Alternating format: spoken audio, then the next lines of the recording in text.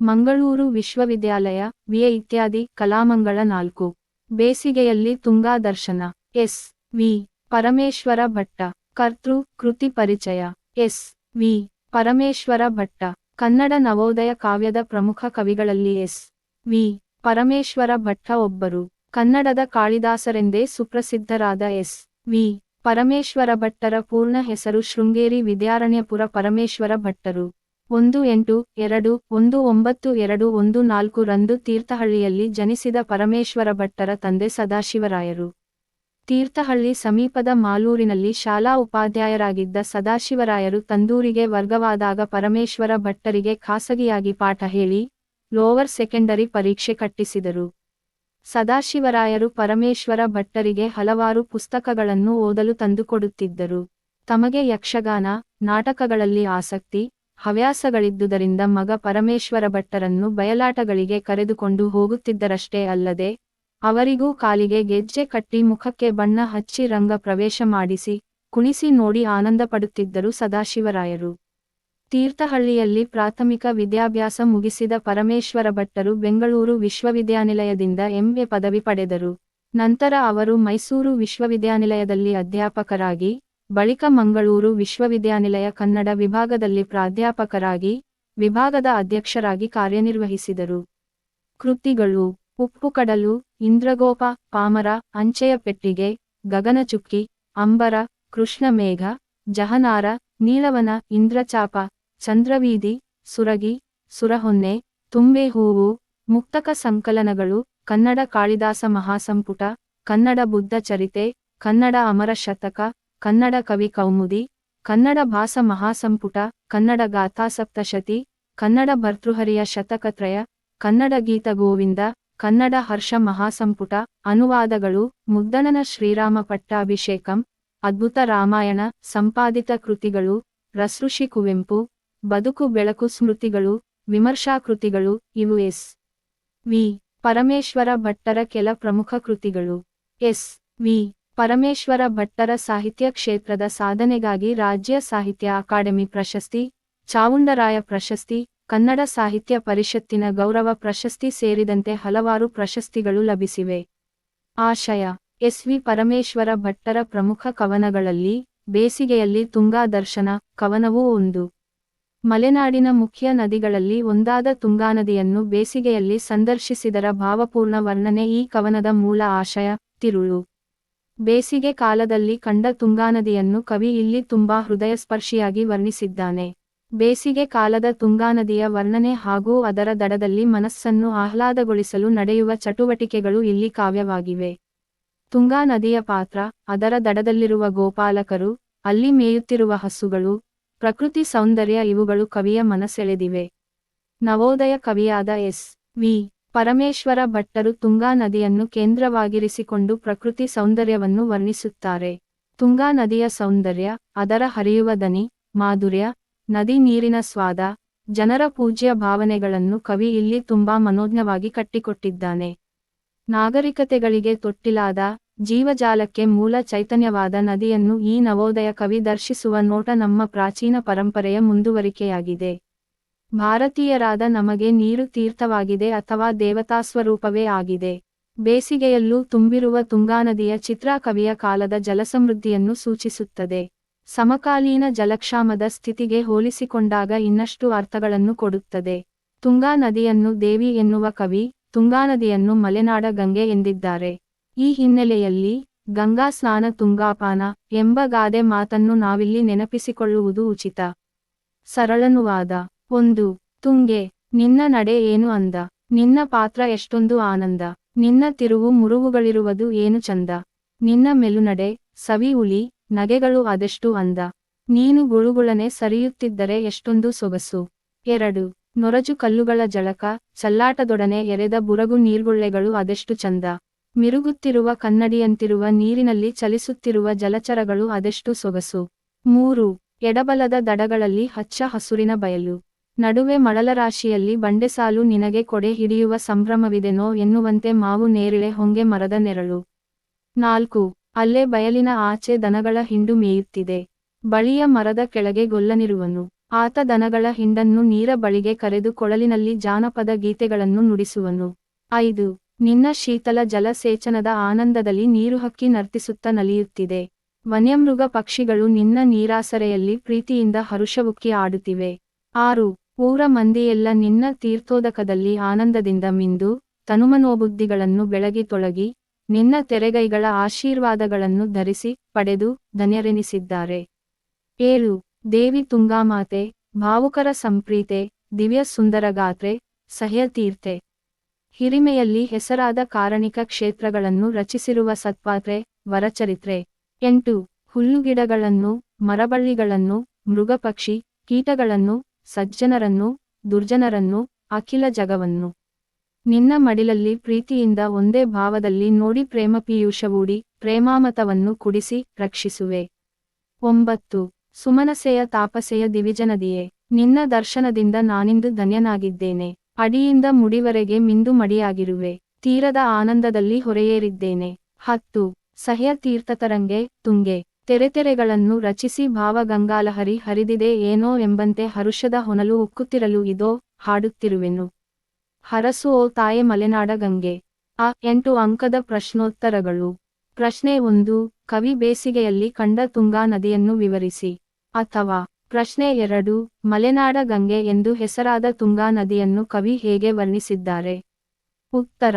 ಕವಿ ಬೇಸಿಗೆಯಲ್ಲಿ ಕಂಡ ಮಲೆನಾಡ ಗಂಗೆ ತುಂಗಾನದಿಯನ್ನು ಭಾವಪೂರ್ಣವಾಗಿ ವರ್ಣಿಸಿದ್ದಾರೆ.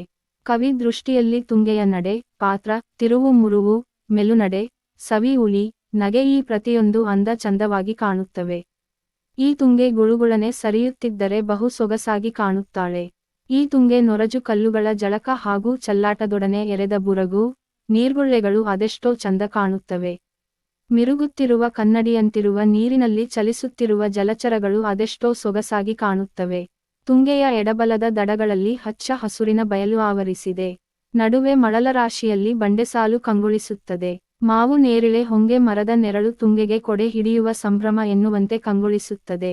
ಅಲ್ಲೇ ಬಯಲಾಚೆ ದನಗಳ ಹಿಂಡು ಮೇಯುತ್ತಿದ್ದು, ಬಳಿಯ ಮರದ ಕೆಳಗಿದ್ದ ಗೊಲ್ಲ ದನಗಳ ಹಿಂಡನ್ನು ನೀರ ಬಳಿಗೆ ಕರೆದು ಕೊಳಲಿನಲ್ಲಿ ಜಾನಪದ ಗೀತೆಗಳನ್ನು ನುಡಿಸುತ್ತಾನೆ. ತುಂಗೆಯ ಶೀತಲ ಜಲಸೇಚನದ ಆನಂದದಲ್ಲಿ ನೀರುಹಕ್ಕಿ ನರ್ತಿಸುತ್ತ ನಲಿಯುತ್ತದೆ. ವನ್ಯಮೃಗ ಪಕ್ಷಿಗಳು ತುಂಗೆಯ ನೀರಾಸರೆಯಲ್ಲಿ ಪ್ರೀತಿಯಿಂದ ಹರುಷವುಕ್ಕಿ ಆಡುತ್ತವೆ. ಊರ ಮಂದಿಯೆಲ್ಲ ತುಂಗೆಯ ತೀರ್ಥೋದಕದಲ್ಲಿ ಆನಂದದಿಂದ ಮಿಂದು ತನುಮನೋಬುದ್ಧಿಗಳನ್ನು ಬೆಳಗಿ ತೊಳಗಿ ಅವಳ ತೆರೆಗೈಗಳ ಆಶೀರ್ವಾದಗಳನ್ನು ಪಡೆದು ಧನ್ಯರೆನಿಸಿದ್ದಾರೆ. ಭಾವುಕರ ಸಂಪ್ರೀತೆಯಾದ ತುಂಗಾಮಾತೆ ಹಿರಿಮೆಯಲ್ಲಿ ಹೆಸರಾದ ಕಾರಣಿಕ ಕ್ಷೇತ್ರಗಳನ್ನು ರಚಿಸಿದ್ದಾಳೆ. ಈ ಮಾತೆ ಸರ್ವರನ್ನೂ ಸಮನಾಗಿ ಕಾಣುತ್ತಾಳೆ. ಹುಲ್ಲುಗಿಡಗಳನ್ನು, ಮರಬಳ್ಳಿಗಳನ್ನು, ಮೃಗಪಕ್ಷಿ, ಕೀಟಗಳನ್ನು, ಸಜ್ಜನರನ್ನು, ದುರ್ಜನರನ್ನು, ಅಖಿಲ ಜಗವನ್ನು ಮಡಿಲಲ್ಲಿ ಹಾಕಿಕೊಂಡು ಪ್ರೀತಿಯಿಂದ ಒಂದೇ ಭಾವದಲ್ಲಿ ನೋಡುತ್ತಾಳೆ. ಪ್ರೇಮಾಮೃತವನ್ನು ಉಣಿಸಿ ರಕ್ಷಿಸುತ್ತಾಳೆ. ದಿವಿಜ ನದಿ ತುಂಗೆಯ ದರ್ಶನದಿಂದ ಕವಿ ತಾನು ಧನ್ಯನಾದುದನ್ನು, ಅಡಿಯಿಂದ ಮುಡಿವರೆಗೆ ಮಿಂದು ಮಡಿಯಾದುದನ್ನು, ತೀರದ ಆನಂದದಲ್ಲಿ ಹೊರೆಯೇರಿದುದನ್ನು ಅಭಿಮಾನದಿಂದ ಹೇಳಿಕೊಳ್ಳುತ್ತಾನೆ. ಆ ಸಹ್ಯ ತೀರ್ಥತರಂಗೆಯ ಭಾವಗಂಗಾಲಹರಿ ಹರಿದಿದೆ ಏನೋ ಎಂಬಂತೆ ರಚಿಸಿದ ತೆರೆತೆರೆಗಳ ಹರುಷದ ಹೊನಲು ಉಕ್ಕುತ್ತಿರಲು ಕವಿ ಮನದುಂಬಿ ಹಾಡುತ್ತಾನೆ. ಹರಸು ಓ ತಾಯೆ ಮಲೆನಾಡ ಗಂಗೆ ಎಂದು ಬೇಡಿಕೊಳ್ಳುತ್ತಾನೆ. 6 ಅಂಕದ ಪ್ರಶ್ನೋತ್ತರಗಳು. ಪ್ರಶ್ನೆ 3. ಬೇಸಿಗೆಯಲ್ಲಿ ತುಂಗಾ ದರ್ಶನ ಕವಿತೆಯಲ್ಲಿರುವ ಪ್ರಕೃತಿ ಸೌಂದರ್ಯವನ್ನು ವಿವರಿಸಿ. ಉತ್ತರ. ಬೇಸಿಗೆಯಲ್ಲಿ ತುಂಗಾ ದರ್ಶನ ಕವಿತೆಯಲ್ಲಿರುವ ಪ್ರಕೃತಿ ಸೌಂದರ್ಯ ತುಂಬಾ ಭಾವಸ್ಪರ್ಶಿಯಾಗಿ ಮೂಡಿಬಂದಿದೆ. ಸೌಂದರ್ಯದ ಅಧಿದೇವತೆಯಾಗಿ ಹರಿಯುವ ತುಂಗೆಯ ವರ್ಣನೆಯನ್ನು ಕವಿ ಇಲ್ಲಿ ತುಂಬಾ ಹೃದಯಸ್ಪರ್ಶಿಯಾಗಿ ಕಟ್ಟಿಕೊಟ್ಟಿದ್ದಾನೆ. ಕವಿ ದೃಷ್ಟಿಯಲ್ಲಿ ತುಂಗೆಯ ನಡೆ, ಪಾತ್ರ, ತಿರುವು ಮುರುವು, ಮೆಲುನಡೆ, ಸವಿ ಉಳಿ, ನಗೆ ಈ ಪ್ರತಿಯೊಂದು ಅಂದ ಚಂದವಾಗಿ ಕಾಣುತ್ತವೆ. ಈ ತುಂಗೆ ಗುಳುಗುಳನೆ ಸರಿಯುತ್ತಿದ್ದರೆ ಬಹು ಸೊಗಸಾಗಿ ಕಾಣುತ್ತಾಳೆ. ಈ ತುಂಗೆ ನೊರಜು ಕಲ್ಲುಗಳ ಜಳಕ ಹಾಗೂ ಚಲ್ಲಾಟದೊಡನೆ ಎರೆದ ಬುರಗು, ನೀರ್ಗುಳ್ಳೆಗಳು ಅದೆಷ್ಟೋ ಚಂದ ಕಾಣುತ್ತವೆ. ಮಿರುಗುತ್ತಿರುವ ಕನ್ನಡಿಯಂತಿರುವ ನೀರಿನಲ್ಲಿ ಚಲಿಸುತ್ತಿರುವ ಜಲಚರಗಳು ಅದೆಷ್ಟೋ ಸೊಗಸಾಗಿ ಕಾಣುತ್ತವೆ. ತುಂಗೆಯ ಎಡಬಲದ ದಡಗಳಲ್ಲಿ ಹಚ್ಚ ಹಸುರಿನ ಬಯಲು ಆವರಿಸಿದೆ. ನಡುವೆ ಮಳಲರಾಶಿಯಲ್ಲಿ ಬಂಡೆಸಾಲು ಕಂಗೊಳಿಸುತ್ತದೆ. ಮಾವು ನೇರಿಳೆ ಹೊಂಗೆ ಮರದ ನೆರಳು ತುಂಗೆಗೆ ಕೊಡೆ ಹಿಡಿಯುವ ಸಂಭ್ರಮ ಎನ್ನುವಂತೆ ಕಂಗೊಳಿಸುತ್ತದೆ. ತುಂಗೆಯ ಶೀತಲ ಜಲಸೇಚನದ ಆನಂದದಲ್ಲಿ ನೀರುಹಕ್ಕಿ ನರ್ತಿಸುತ್ತ ನಲಿಯುತ್ತವೆ. ವನ್ಯಮೃಗ ಪಕ್ಷಿಗಳು ಅವಳ ನೀರಾಸರೆಯಲ್ಲಿ ಪ್ರೀತಿಯಿಂದ ಹರುಷವುಕ್ಕಿ ಆಡುತ್ತವೆ. ಹೀಗೆ ಈ ಕವನ ಪ್ರಕೃತಿ ಸೌಂದರ್ಯವನ್ನು ಭಾವಸ್ಪರ್ಶಿಯಾಗಿ ವರ್ಣಿಸಿದೆ. ಈ ಭಾವ ಸ್ವಾರಸ್ಯ ಒಂದು. ನಿನ್ನ ಶೀತಳವಾರಿ ಸೇಚನಾನಂದದಲ್ಲಿ ನರ್ತಿಸುತ್ತ ನಲಿಯುತ್ತಿದೆ ನೀರು ಹಕ್ಕಿ. ವನ್ಯಮೃಗ ಪಕ್ಷಿಗಳು ನಿನ್ನ ನೀರಾಸರೆಯೋ ಆರ್ತಿಯಿಂದಾಡುತ್ತಿವೆ ಹರುಷವುಕ್ಕಿ. ಭಾವ ಸ್ವಾರಸ್ಯ. ತುಂಗೆ ವನ್ಯಮೃಗ ಹಕ್ಕಿಪಕ್ಷಿಗಳ ಸಂತಸಕ್ಕೆ ಆಸರಿಗೆ ನೆಲೆವನೆಯಾಗಿತ್ತು ಎಂದು ವರ್ಣಿಸುವುದು ಈ ನುಡಿಯ ಭಾವ ಸ್ವಾರಸ್ಯ. ತುಂಗೆಯ ತಂಪಾದ ತುಂತುರು ಹನಿಗಳ ಸೇಚನಾನಂದದಲ್ಲಿ ನೀರುಹಕ್ಕಿ ನರ್ತಿಸುತ್ತ ನಲಿಯುತ್ತವೆ. ವನ್ಯಮೃಗ ಪಕ್ಷಿಗಳು ತುಂಗೆಯ ನೀರಿನ ಆಸರೆಯಲ್ಲಿ ಹರುಷವುಕ್ಕ ಪ್ರೀತಿಯಿಂದ ಆಡುತ್ತವೆ ಹರುಷವುಕ್ಕಿ. ಹೀಗೆ ವನ್ಯಮೃಗ ಹಕ್ಕಿಪಕ್ಷಿಗಳಿಗೆ ತುಂಗೆ ಆನಂದ ಆಸರೆಗಳ ನೆಲೆಯಾದುದನ್ನು ಈ ನುಡಿ ಬಣ್ಣಿಸುತ್ತದೆ. 2.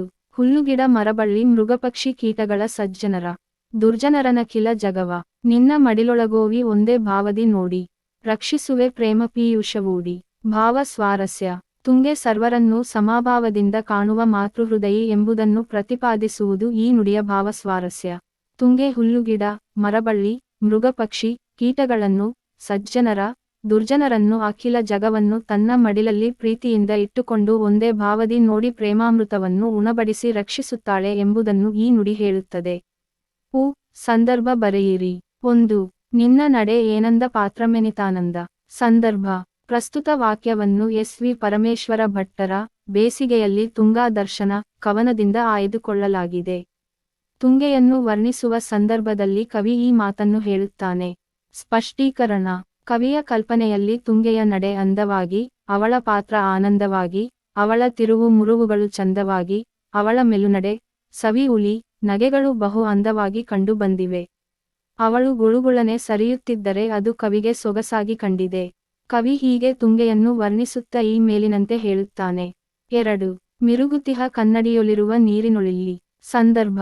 ಪ್ರಸ್ತುತ ವಾಕ್ಯವನ್ನು ಎಸ್ ವಿ ಪರಮೇಶ್ವರ ಭಟ್ಟರ ಬೇಸಿಗೆಯಲ್ಲಿ ತುಂಗಾ ದರ್ಶನ ಕವನದಿಂದ ಆಯ್ದುಕೊಳ್ಳಲಾಗಿದೆ. ತುಂಗೆಯನ್ನು ವರ್ಣಿಸುವ ಸಂದರ್ಭದಲ್ಲಿ ಕವಿ ಈ ಮಾತನ್ನು ಹೇಳುತ್ತಾನೆ. ಸ್ಪಷ್ಟೀಕರಣ. ತುಂಗೆಯ ಬೋರ್ಗರೆವ ನೀರು ನೊರಜು ಕಲ್ಲುಗಳಿಗೆ ಅಪ್ಪಳಿಸುವುದು ಕವಿಗೆ ನೊರಜು ಕಲ್ಲುಗಳ ಜಳಕವಾಗಿ ಚಲ್ಲಾಟವಾಗಿ ಕಂಡಿದೆ.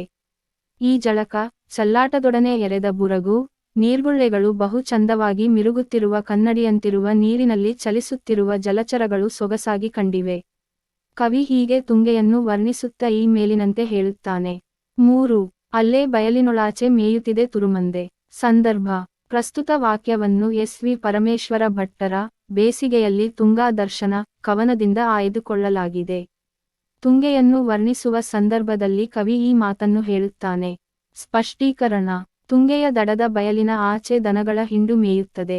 ಬಳಿಯ ಮರದ ಕೆಳಗಿದ್ದ ಗೊಲ್ಲ ದನಗಳ ಹಿಂಡನ್ನು ನೀರ ಬಳಿಗೆ ಕರೆದು ಕೊಳಲಿನಲ್ಲಿ ಜಾನಪದ ಗೀತೆಗಳನ್ನು ನುಡಿಸುತ್ತಾನೆ. ಕವಿ ಇದು ನೀವು ವಿವರಿಸುತ್ತ ಈ ಮೇಲಿನಂತೆ ಹೇಳುತ್ತಾನೆ. 4. ವನ್ಯ ಮೃಗ ಪಕ್ಷಿಗಳು ನಿನ್ನ ನೀರಾಸರೆಯೊಳರ್ತಿಯಿದಾಡುತ್ತಿವೆ ಹರುಷವುಕ್ಕಿ. ಸಂದರ್ಭ. ಪ್ರಸ್ತುತ ವಾಕ್ಯವನ್ನು ಎಸ್ ವಿ ಪರಮೇಶ್ವರ ಭಟ್ಟರ ಬೇಸಿಗೆಯಲ್ಲಿ ತುಂಗಾ ದರ್ಶನ ಕವನದಿಂದ ಆಯ್ದುಕೊಳ್ಳಲಾಗಿದೆ. ತುಂಗೆಯನ್ನು ವರ್ಣಿಸುವ ಸಂದರ್ಭದಲ್ಲಿ ಕವಿ ಈ ಮಾತನ್ನು ಹೇಳುತ್ತಾನೆ. ಸ್ಪಷ್ಟೀಕರಣ. ತುಂಗಾನದಿ ವನ್ಯ ಮೃಗ ಪಕ್ಷಿಗಳಿಗೆ ಆನಂದ ಆಸರೆಗಳ ನೆಲೆಯಾಗಿದೆ. ತುಂಗೆಯ ಶೀತಲ ಜಲಸೇಚನದ ಆನಂದದಲ್ಲಿ ನೀರುಹಕ್ಕಿ ನರ್ತಿಸುತ್ತ ನಲಿಯುತ್ತಿವೆ. ವನ್ಯಮೃಗ ಪಕ್ಷಿಗಳು ಆ ಮಾತೆಯ ನೀರಾಸರೆಯಲ್ಲಿ ಪ್ರೀತಿಯಿಂದ ಹರುಷವುಕ್ಕಿ ಆಡುತ್ತವೆ. ಕವಿ ಇದನ್ನು ವರ್ಣಿಸುತ್ತ ಈ ಮೇಲಿನಂತೆ ಹೇಳುತ್ತಾನೆ. 5. ದೇವಿ ತುಂಗಾ ಮಾತೆ ಭಾವುಕರ ಸಂಪ್ರೀತೆ. ಸಂದರ್ಭ. ಪ್ರಸ್ತುತ ವಾಕ್ಯವನ್ನು ಎಸ್ ವಿ ಪರಮೇಶ್ವರ ಭಟ್ಟರ ಬೇಸಿಗೆಯಲ್ಲಿ ತುಂಗಾ ದರ್ಶನ ಕವನದಿಂದ ಆಯ್ದುಕೊಳ್ಳಲಾಗಿದೆ. ತುಂಗೆಯನ್ನು ವರ್ಣಿಸುವ ಸಂದರ್ಭದಲ್ಲಿ ಕವಿ ಈ ಮಾತನ್ನು ಹೇಳುತ್ತಾನೆ. ಸ್ಪಷ್ಟೀಕರಣ. ಕವಿ ತುಂಗಭದ್ರೆಯನ್ನು ನಾನು ವಿಧವಾಗಿ ವರ್ಣಿಸುತ್ತಾನೆ. ದೇವಿ ತುಂಗಾಮಾತೆ ಭಾವುಕರ ಸಂಪ್ರೀತೆ ದಿವ್ಯ ಸುಂದರ ಗಾತ್ರೆ ಸಹ್ಯ ತೀರ್ತೆ ಹಿರಿಮೆಯಲ್ಲಿ ಹೆಸರಾದ ಕಾರಣಿಕ ಕ್ಷೇತ್ರಗಳನ್ನು ರಚಿಸಿರುವ ಸತ್ಪಾತ್ರೆ ವರಚರಿತ್ರೆ ಎಂದು ಮುಂತಾಗಿ ಕವಿ ತುಂಗಭದ್ರೆಯನ್ನು ವರ್ಣಿಸುತ್ತಾ ಈ ಮೇಲಿನಂತೆ ಹೇಳುತ್ತಾನೆ. 6. ಹರಸು ಓ ತಾಯೆ ಮಲೆನಾಡ ಗಂಗೆ. ಸಂದರ್ಭ. ಪ್ರಸ್ತುತ ವಾಕ್ಯವನ್ನು ಎಸ್ ವಿ ಪರಮೇಶ್ವರ ಭಟ್ಟರ ಬೇಸಿಗೆಯಲ್ಲಿ ತುಂಗಾ ದರ್ಶನ ಕವನದಿಂದ ಆಯ್ದುಕೊಳ್ಳಲಾಗಿದೆ. ತುಂಗೆಯನ್ನು ವರ್ಣಿಸುವ ಸಂದರ್ಭದಲ್ಲಿ ಕವಿ ಈ ಮಾತನ್ನು ಹೇಳುತ್ತಾನೆ. ಸ್ಪಷ್ಟೀಕರಣ. ಕವಿಯ ದೃಷ್ಟಿಯಲ್ಲಿ ತುಂಗಭದ್ರೆಯ ಭಾವ ಗಂಗಾಲಹರಿಯೇ ತೆರೆತೆರೆಗಳ ಹರುಷದ ಹೊನಲು ಉಕ್ಕಿ ಹರಿಯುತ್ತಿರುವಂತೆ ಕಾಣಿಸುತ್ತದೆ. ಅದನ್ನು ಕಂಡು ಕವಿ ಮನದುಂಬಿ ಹಾಡುತ್ತಾನೆ. ಹರಸು ಓ ತಾಯೆ ಮಲೆನಾಡ ಗಂಗೆ ಎಂದು ಬೇಡಿಕೊಳ್ಳುತ್ತಾನೆ. ಆಗ ಕವಿ ಈ ಮೇಲಿನಂತೆ ಹೇಳುತ್ತಾನೆ. ಟಿಪ್ಪಣಿ ಬರೆಯಿರಿ. 1. ಬೇಸಿಗೆಯಲ್ಲಿ ತುಂಗಾ ದರ್ಶನ. ಬೇಸಿಗೆಯಲ್ಲಿ ತುಂಗಾ ದರ್ಶನ ಎಸ್ ವಿ ಪರಮೇಶ್ವರ ಭಟ್ಟ ಅವರ ಒಂದು ಪ್ರಮುಖ ಪ್ರಕೃತಿ ವರ್ಣನೆಯ ಕವನ. ಕರ್ನಾಟಕ ಪ್ರಮುಖ ನದಿಗಳಲ್ಲಿ ಒಂದಾದ ತುಂಗಭದ್ರಾ ನದಿ ಮಲೆನಾಡಿನ ಗಂಗೆ ಎಂದೇ ಸುಪ್ರಸಿದ್ಧವಾಗಿದೆ.